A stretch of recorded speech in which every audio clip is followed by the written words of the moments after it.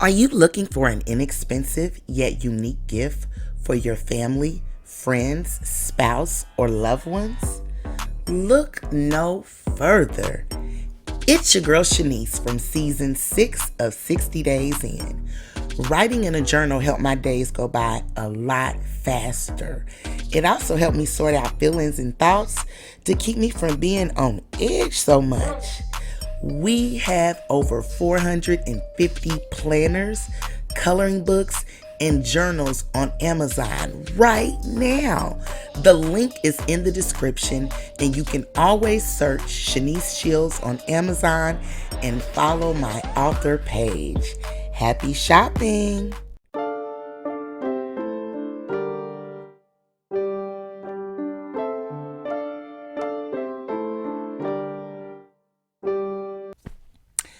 What's up? It's your girl Drama Queen coming to you with the last reaction video for season 7 of 60 Days In, episode 9, titled Inmate or Civilian. If you missed the first reaction video, make sure you go back. That video is about Carlos and the trials, tribulations, and decisions that he made on this episode. The next video is about Darius and his financial freedom class. And on this last reaction video, we're going to talk about Trinity, Rose, and the women's pod. So let me go ahead and dive into it. I want to go ahead and start with Rose. You know, it's so funny that being a participant on season 6 of 60 Days In and talking to different people always have their thoughts and their opinions on the women's pod. Oh, the women's pod is easier than the men's. No, not never. Even when they show it on TV, the women's pod always starts with chaos. So it started with chaos on this episode as well. This episode with Rose really touched me because, you know, you miss your family and children. And sometimes you think, is it easier not to talk to them, especially if you know you're starting your end date or approximate start and end date? It's like, do I not want to talk to them because when I talk to them, it makes me miss them and want to see them. It makes me want to tap out and go see them even more, where maybe if I don't talk to them, I can stay focused. I know my last week there before my medical emergency happened, I told him, I can't talk to you. I got to stay focused in order to do what I need to do. Rose finds out when she calls her friend Annie that her cousin got shot at a high school graduation. And her sister and her 11-year-old were also at the graduation. So she goes into instant panic mode. I am not a mother, but I cannot imagine being locked up in jail and being given some information and there's absolutely nothing that you can do about it. I just felt bad for her. But then I thought about, this is what happens every day in the criminal justice system. And I'm glad that this show is showing that, because it makes you think, if I commit a crime, and everybody that's in jail is not guilty, let me say that again, but if I commit a crime, I am literally having all my rights taken away from me. So I can have a family member get shot, get sick, die. Life still goes on. I don't get to get out of jail. I might, but the chances are not. And if I'm in prison, probably really not. So I'm glad that they're showing that. She was able to talk to her other daughter and find out that the shooter was caught. And one of the graduates that was shot didn't make it, as long as someone else that got shot and unfortunately passed away.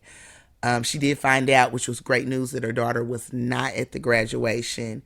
And, you know, she was able to really think, do I give this signal? Like, I have a choice, but what about the people that don't have a choice and they have to deal with this on a daily basis? Rose Boo, you strong. You are a strong black woman, and you definitely should be proud of not only the work that you did while you were in Henry County Jail, but you got pretty decent edits as well. And I know you're still doing work in the community as well. So Keep up that great work. Let's go ahead and move to Trinity.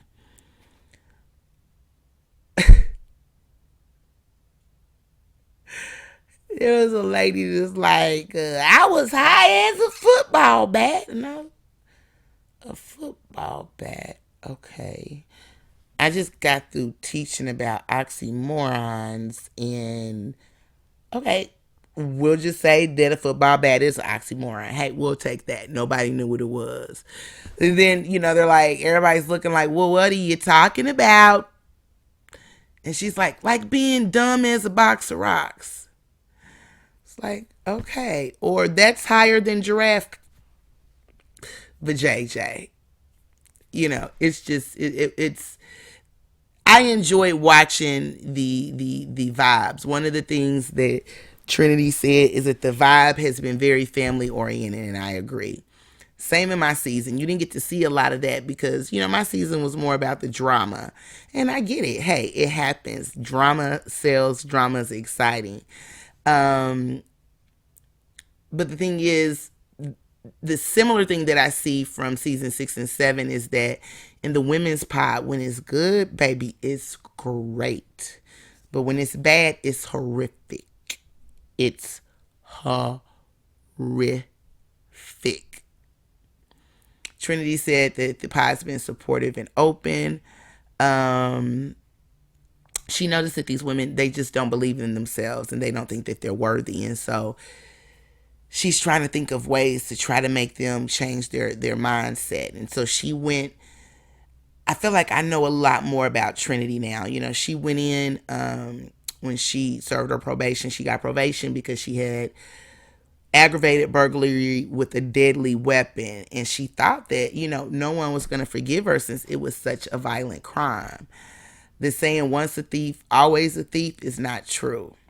And I like that she really dwelled on that and talking about it in this episode. And not only talking about it in her spoken word piece that we'll get to very shortly, because this is going to be a short video. She considers herself a re-entry coach. So after prison, probation, parole, she wants people to think about the next steps beyond the walls of jail and tries to help them re-enter into their life so they're not constantly going back and forth to jail. And I think that that's amazing. That is how you take lemons and make lemonade, or you take peaches and make peach cobbler. You go, girl. You go, girl.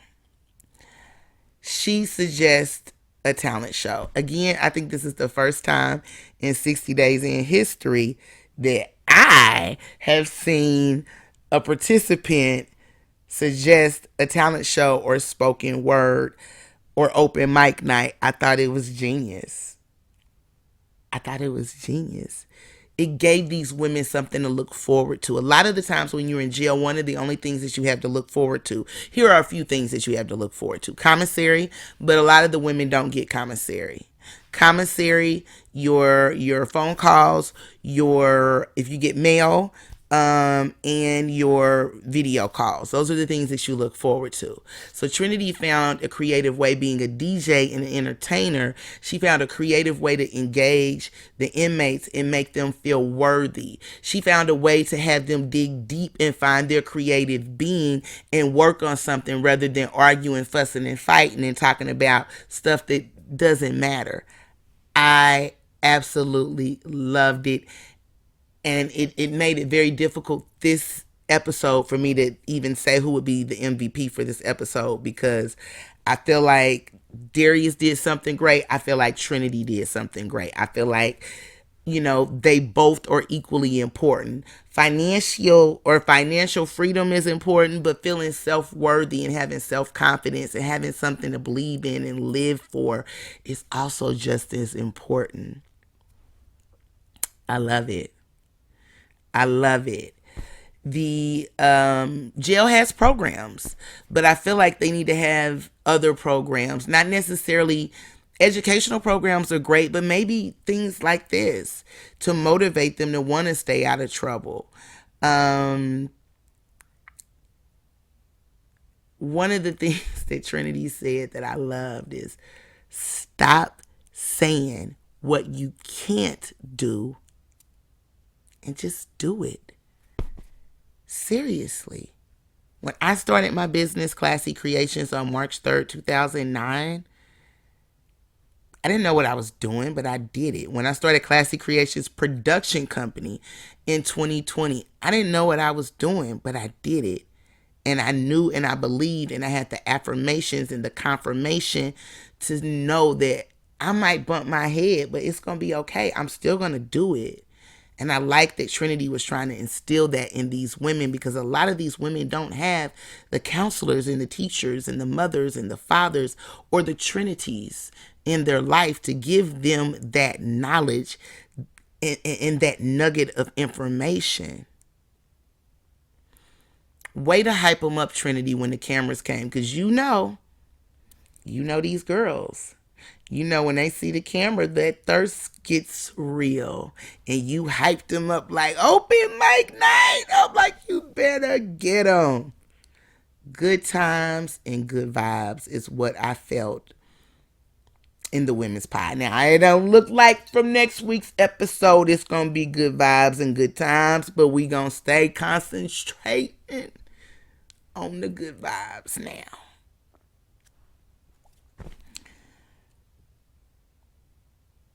Trinity really brought tears to my eyes on this episode, because I felt like she gave these women hope and something to look forward to. Not only in the moment, but in the future, when they're writing their rhymes or their poetry or whatever. They are having something to look forward to. There was a time when she encouraged them and let them know, don't worry about messing up. And you gave them a hug and thanked them for being a part of the open mic night. It was just an amazing opportunity to see criminals and perceived criminals for just regular people. Regular people that just made a mistake. Thought that was awesome. I thought it was awesome to watch you bring your DJing skills, to bring the magic to the pod. I tell you what, baby girl, we doing fundraisers now for the production company. I need you, when we have a party, I need you in the ATL, because baby girl, you know how to bring the magic. If you can bring the magic to a pod, I know you can bring a magic to an event or a party. Amazing job. Now, Pocket needs to be a comedian. Pocket had me dying. Little did I know when she just randomly said, do you know why they call me Pocket? Did I know that I was going to get a full comedy show when she talks about her first time smoking crack at the cemetery at 13 with the grave digger, and talked about she don't know why people keep leaving their keys around them. I mean, these women were talented. I love the poem. I don't remember who said the poem. If you kiss me, don't make it sassy. Use your tongue and make it nasty.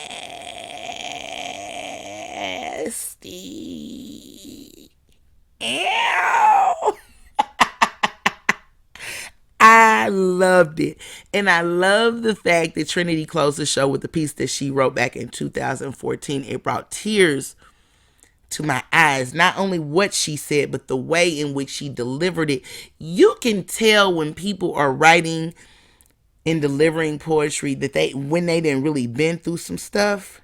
Because that's why I am a writer, because I've been through some trials and tribulations that most people, if they knew,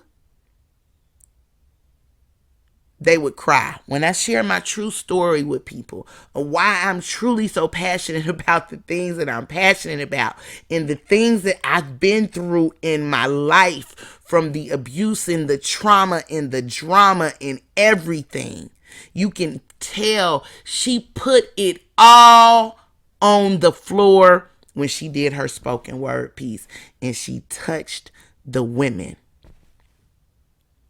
When asked by production if they were the best audience for the piece, She said they are the audience for the piece. That was dynamic. It's dynamic. Great job, Trinity.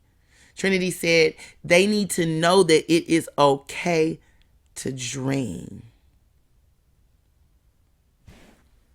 I see you, Trinity.